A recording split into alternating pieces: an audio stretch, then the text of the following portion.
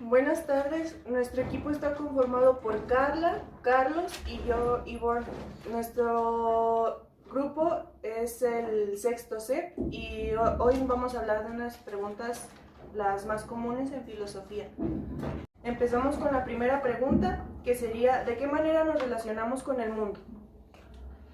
La manera en que nos relacionamos con el mundo es en que la vida siempre está en movimiento con relación, porque no existe nada en la vida y en la tierra que no esté relacionado, sino que no esté relacionado con el ambiente, con una persona, con la forma de vivir. En todos los aspectos todo está relacionado. Hasta el hombre más ermitaño, cuando se va solo, sin compañía de alguien que es una persona, está relacionado con el medio ambiente. Entonces, si está relacionado con el medio ambiente, con lo que ya pasó antes, con su vida misma, entonces todo es una relación. La siguiente pregunta sería ¿cuáles son los medios y obstáculos relacionados con nuestro acceso al mundo? Los medios serían, por ejemplo, de los sentidos, como la vista, el tacto y el gusto, el olfato y el oído. Como experimentar a lo nuevo, al tener que agarrarlo o tener que usarlo, teniendo nuevos aprendizajes. Como obstáculo sería como la crianza en tu familia, como la cultura que te dan y darte una imagen como perspectiva sobre la vida, como una religión, una creencia, etc. La pregunta es, ¿cómo podemos saber si el mundo es real o solo es un sueño? Pienso y luego existo. Es una frase para empezar a entender más a lo que nos referimos con esta pregunta. En un sueño, realmente tú puedes ver una historia que crea tu cerebro que está pasando enfrente a ti, como obtener sueños normalmente lo que más quieres, lo que has perdido o lo que buscas en la vida. Y cuando estás despierto es donde tú puedes tomar decisiones desde lo que haces cuando te despiertas o a donde vas o un camino. Esa es la diferencia entre sueño y cuando estás despierto. ¿Es posible que existan otras realidades? Eso va en base a la perspectiva que tienen las personas sobre la realidad. Por ejemplo, yo puedo tener una realidad ahorita sobre la que estoy viviendo y ellos pueden tener una distinta. Entonces, eso ya es más en base a lo que tú piensas, en cómo está el mundo o el universo o las diferentes cuestiones que existen en cada de él. Entonces, si nos metemos en eso, vamos a encontrar distintas realidades para distintas personas. Cada una tiene su propia realidad. La siguiente pregunta sería, si viviéramos en un sueño, ¿de quién sería dicho sueño? Podemos considerar que el sueño es mío, porque tú lo estás viviendo, lo controles o no. Pero eso nos llevaría a que podemos estar en estado de vigilia o en estado del sueño, pero aún así tú lo estás controlando y tú lo estás viviendo.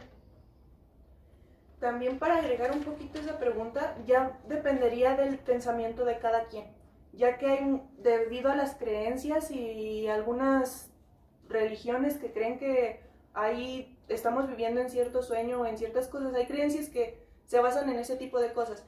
Entonces, eso sería como basarnos en conocimientos, que sería darlo como conclusión, que es una vigilia, pero ya sería el pensamiento de cada quien. Podemos saber cuáles son las bases de nuestro pensamiento. Las bases del pensamiento, en lo general, serían las ideas, en cierto caso las creencias o las experiencias que has vivido tú con el paso del tiempo. ¿Por qué? Porque en base a todas ellas es como tú vas forjando los conocimientos que has tenido al paso de los años. Yo no puedo tener los mismos pensamientos que ella porque ella no ha vivido lo mismo que yo, o viceversa. Exacto, entonces si para ti un conocimiento que ya viviste antes es base para tus pensamientos, pues hay que respetar cada pensamiento de diferentes personas. No puedo tener el mismo pensamiento yo, ni él, ni ella. Podemos coincidir, pero nunca siempre va a ser el mismo. También podemos destacar que ciertos pensamientos también, al ser comprobados, podrían considerarse ya como conocimientos, pero tendrían que pasar por dicho proceso de investigación para poder así ya confirmarlo y tener la certeza de que es cierto. Casi para siempre para esos casos se usa el método científico, entonces pues en base a eso podemos agregar muchos pensamientos o conocimientos de diferentes cuestiones. Podemos saber si conocimiento que poseemos es verdadero?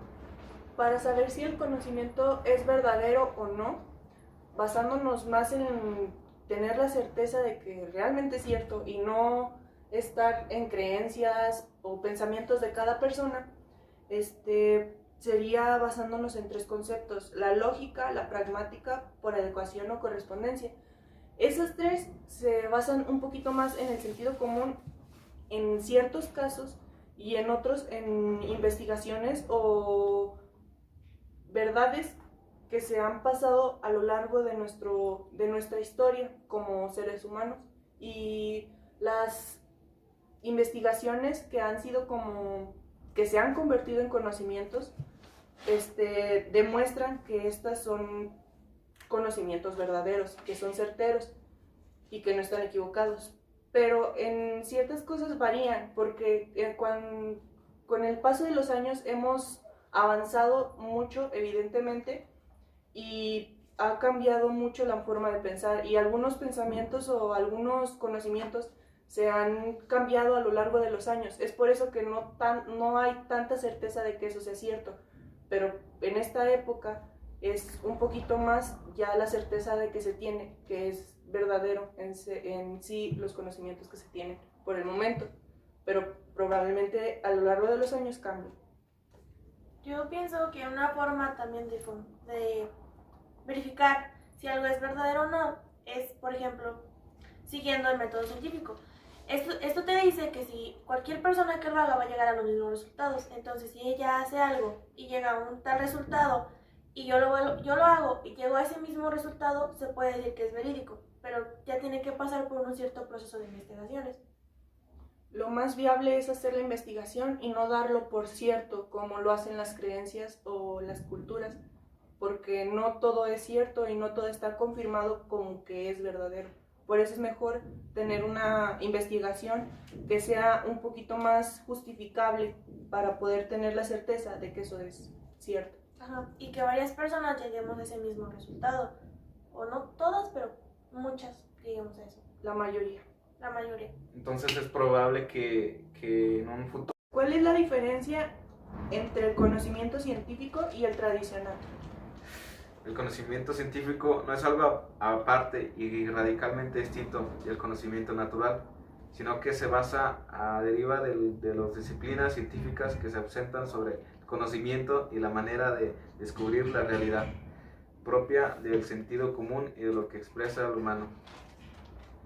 Para ser un poquito más concretos y un poquito más explícitos en esta pregunta, la diferencia entre el conocimiento científico y el tradicional es que es un poco más viable y más justificable que el tradicional.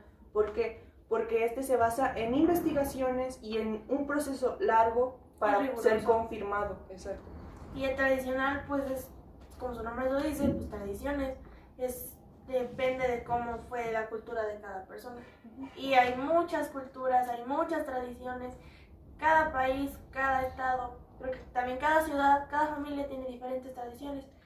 Y un conocimiento científico es general, o sea, aquí 3 pesos son los mismos, bueno, la cantidad de 3 es misma que en China o cualquier cantidad es la misma. Son conocimientos que ya son confirmados y que ya son certeros. Y el tradicional sería nada más como considerar como si algo fuera verdadero, pero ni siquiera pasó por la mayor parte de la investigación que debió haber pasado para considerarlo verdadero. Como ya he dicho antes, eso es la forma de pensar de cada persona. Nosotros nos estamos guiando por libros, por fuentes confiables de internet para contestar estas preguntas, pero por conocimientos que ya hemos visto durante el transcurso de nuestra vida o de la materia. Pero pues si lo ve una persona diferente a nosotros, lo va a pensar diferente, entonces no siempre vamos a concluir en todo. Esta generación es un poquito más de respetar más bien el pensamiento de cada quien, pero basándonos en conocimientos, esa sería la respuesta. Sería más viable el método científico por el nivel. La última pregunta, y con la que vamos a concluir el video, es ¿de qué manera los saberes tradicionales nos aportan conocimiento? Un ejemplo muy claro sería como en la Revolución Industrial, cuando la gente trabajaba en una fábrica, normalmente hacían repetitivas actividades. Por ejemplo, que tenían que armar algún cajón y tenían que usar un desarmador y era muy cansado todos los días. Normalmente la gente no duraría trabajando unos 20 años, por decir. Se lastimarían, ya no podrían trabajar, ya no serían lo mismo que antes. Ya las empresas o los jefes de esas fábricas tenían ideas y, por ejemplo, usar motores, creando nuevas herramientas, aprendiendo a base de los errores que han tenido sus obreros. Por ejemplo, antes se usaban los desarmadores, ahora son máquinas que son usadas como la hidráulica o la neumática, para que ya no estén girando las manos y ahora simplemente estén oprimiendo un botón y hacerlo más rápido. O sea, lo que darían un lote en un día sería más incremento de materiales, construcciones. También podría ser, bueno, ya complementando un poquito más lo que dijo mi compañero, las saberes tradicionales serían cómo funciona nuestro cuerpo. En nuestro caso, como mantenimiento industrial, Sí. podría ser las máquinas. Algunas máquinas han avanzado al paso de los años con nuestras necesidades y con nuestro funcionamiento de nuestro cuerpo, por cómo funciona nuestra respiración, cómo funciona nuestra circulación, todo ese tipo de cosas que nosotros nos componemos y que han ido investigando al paso de los años, los han reflejado en máquinas para que así tengamos un poco más facilidad al satisfacer nuestras necesidades. Si lo vemos como cultura, en forma de tradición, podemos decir que también nos han dejado conocimientos. Por ejemplo, nos damos unos 1000 años, entre 1000 y 500 años. Había aquí en México culturas como mayas, olmecas, aztecas. Entonces, esas culturas que también tenían ciertas tradiciones, a nosotros al paso del tiempo nos están dejando conocimientos. O sea, estamos estudiando esas culturas. Entonces, esas culturas que también tenían ciertas tradiciones, a nosotros al paso del tiempo nos están dejando conocimientos. O sea, estamos estudiando esas culturas.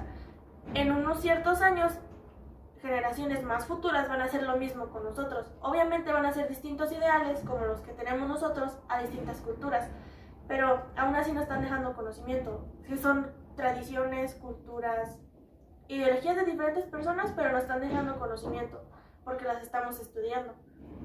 Entonces, si lo vemos de esa manera, también puede ser una respuesta. Como lo mencionamos anteriormente, esto también podría ser el por qué se va desmintiendo algunas cosas que han sido ciertas en cierta época, porque van estudiando esas civilizaciones. Ajá, entonces eso nos está dejando conocimiento a nosotros. O lo desmentimos, depende de los ideales y de las creencias. Ajá. Y las investigaciones que hemos llevado al paso de los años. Y por nuestra parte sería todo.